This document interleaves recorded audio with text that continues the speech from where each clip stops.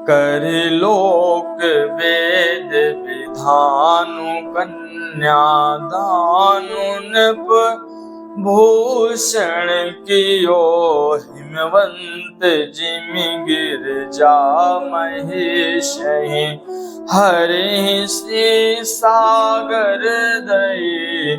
बोले श्री राजा रामचंद्र भगवान की जय। यह सत्संग बहुत महत्वपूर्ण होने वाला है, क्योंकि अक्सर आप लोग कन्यादान करते हैं, लेकिन एक पिता के लिए बहुत महत्वपूर्ण होता है कि वह अपनी कन्या का दान किसको करे, कैसे करे, और यदि ठीक तरीके से न किया गया तो फिर कहीं ना कहीं पिता नरकगामी भी होता है। ये हम शास्त्रों के बल पर बोल रहे हैं, क्योंकि शास्त्रों में ऐसा लिखा हुआ है कि यदि हमने अपनी कन्या का दान किसी योग्य व्यक्ति को नहीं दिया तो फिर कहीं ना कहीं इसका परिणाम हमको नरक की ओर ले जा सकता है। देखिए, कन्या के आगे है दान, उसके आगे ही लिखा होता है दान, और दान हमेशा सुपात्र को ही देना चाहिए जो उस दान की महिमा को समझे। और अगर हमने किसी राक्षस प्रवृत्ति वाले इंसान को दान दे दिया, दान कन्या का हो, धन का हो, गौ का हो, स्वर्ण का हो, पृथ्वी का हो, या आपके पास जो भी वस्तु हो, वो यदि आप दान करें तो हमेशा याद रखें कि किसी सुपात्र को ही दान देना चाहिए। वरना आपको तो लगा कि आपने दान दिया, और अगर उस दान के धन से कुछ गड़बड़ हुआ तो इसका खामियाजा आप लोगों को भी भुगतना पड़ेगा। और सबसे बड़ा खामियाजा शास्त्रों के अनुसार ये है कि आपको नरक की ओर वह दान ले जाएगा। इसलिए बहुत ध्यान से आप लोग सुनिए कि हम अपनी कन्या का दान कैसे व्यक्ति को करें। तो एक बार भगवान विष्णु जी से कुछ ब्राह्मणों ने प्रश्न किया कि प्रभु, एक पिता अपनी कन्या का दान कैसे और किसको करे। तो वही प्रसंग हम आपको सुनाने जा रहे हैं।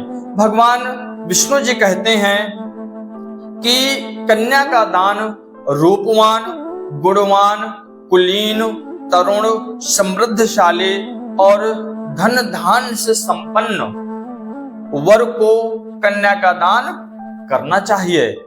अब सवाल ये आता है कि कैसे करें।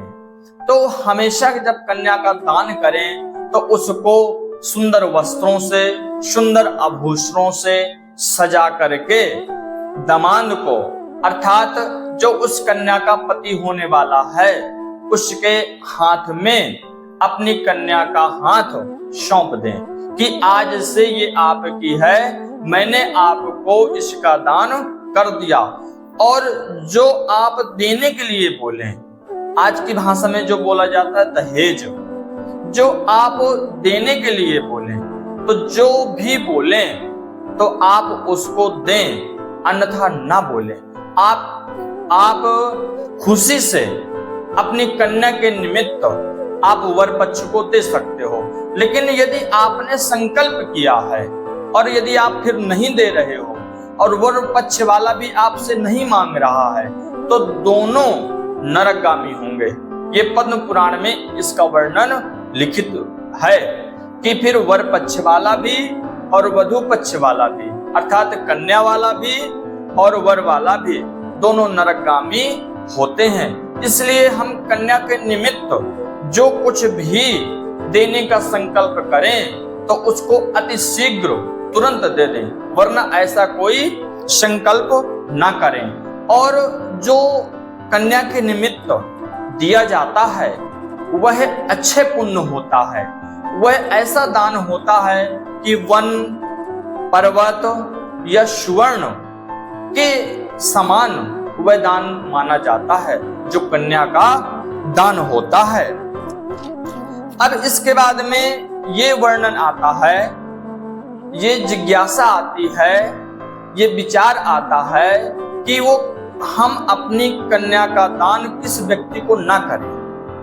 तो आता है कि जो बहुत खाता हो, अधिक दूर रहता हो, अत्यधिक धनवान हो, जो अधिक दुष्ट हो, जो अधिक क्रोधी हो, जो अधिक मूर्ख हो, इन 6 लोगों को कभी भी कन्या का दान नहीं करना चाहिए, या ऐसे व्यक्ति को हम अपनी कन्या का दान ना करें। इसी प्रकार जो अत्यंत वृद्ध हो, ये अर्थात जो कन्या से अधिक उम्र का हो, उसको भी कन्या का दान ना करें। अत्यंत दीन हो, रोगी हो, या अति निकट रहता हो, क्रोधी हो, असंतुष्ट हो, इस प्रकार के भी लोगों को आप अपनी कन्या का दान ना करें, वरना आपकी कन्या को कष्ट मिलेगा तो कहीं ना कहीं आपको भी वह नरक की ओर ले जाएगा।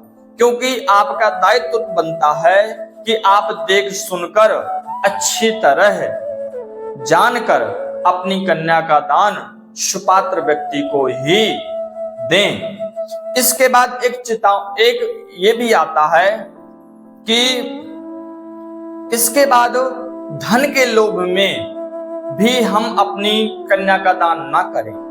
एक कन्या को दिखा करके दूसरी कन्या का विवाह ना करें। ऐसा करने पर भी हम नरकगामी हो सकते हैं। इसलिए इन सब बातों को हम ध्यान रखें। और वो एक समय होता है कि जब हम अपनी कन्या का विवाह अच्छे व्यक्ति से कर सकते हैं। हर माँ बाप प्रयत्न करते हैं और प्रयत्न करना चाहिए। बाकी यदि बाद में उस लड़की का प्रारब्ध ही ऐसा है, उस कन्या का प्रारब्ध ही ऐसा है, तो फिर आप को दोष नहीं लगेगा, क्योंकि आप जन्मदाता हो उस कन्या के, आप भाग्य विधाता उस कन्या के नहीं हो। इसलिए इन सब बातों का आप ध्यान रखें। बोलिए श्री राधा कृष्ण भगवान की जय, राजा रामचंद्र भगवान की जय।